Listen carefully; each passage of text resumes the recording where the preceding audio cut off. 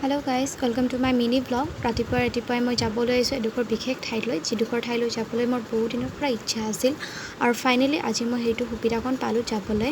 ৰাতিপুৱাৰে পৰা বৰষুণ দি থকাৰ বাবে আমি সোনকালে যাবলৈ নোৱাৰিলোঁ। তাৰ কাৰণে বৰষুণ কমাৰ লগে লগে আমি সোনকালে আমাৰ জাৰ্ণিটো ষ্টাৰ্ট কৰিলোঁ আৰু এনেদৰে পাহাৰৰ উকুৱা পকুৱা ৰাস্তাৰ মাজেৰে আমি নিজৰ গন্তব্য স্থানলৈ আগবাঢ়িলোঁ। ৰাস্তাত যাওঁতে মোৰ হেলমেটৰ ৰছীডালে বহুত বেছিয়ে দিগদাৰ দি আছিল আৰু গৈ আমি অলপ টাইম এঠাইত ৰখি দিলোঁ কাৰণ বহুত বেছিয়ে পানী পিয়াহ লাগিছিল। পানী খাই পেলাই আমি আমাৰ জাৰ্ণিটো আকৌ ষ্টাৰ্ট কৰিলোঁ আৰু আমি গৈ পাই পালোঁ সেই বিশেষ ঠাইডোখৰ য'ত যাবলৈ মোৰ বহুত দিনৰ পৰা ইচ্ছা আছিল, মহামৃত্যুঞ্জয় মন্দিৰ।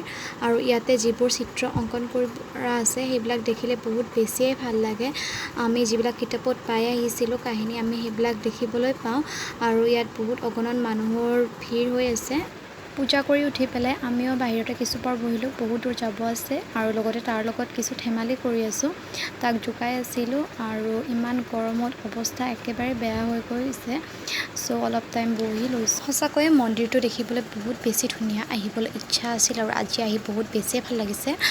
আমি নেক্সট ঘূৰি আহিলোঁ, আহি পেলাই ৰাস্তাত কিছু খাই বৈ পেলাই আমি আমাৰ ঘৰলৈ বুলি উভতনি যাত্ৰা ষ্টাৰ্ট কৰিলোঁ আৰু ৰাস্তাটো দেখিবলৈ বহুত বেছি ধুনীয়া, এনেদৰে ফুলনি বাগিচাবোৰ দেখিবলৈ।